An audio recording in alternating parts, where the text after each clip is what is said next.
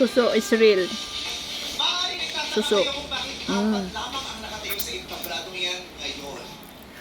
Sa kasamang palad po ay hindi natin makakasama sa huling tapatan si Joy Escalante.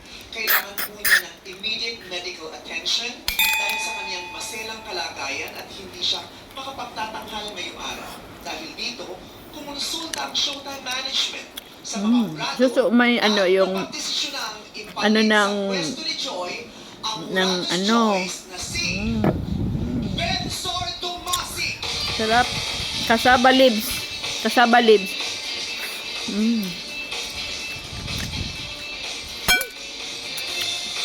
Ayan yung kanin ko, guys. Oh. Si Bensor Tomasi nga ang kukumpleto sa ating 5 grand finalist na araw rito. Harap.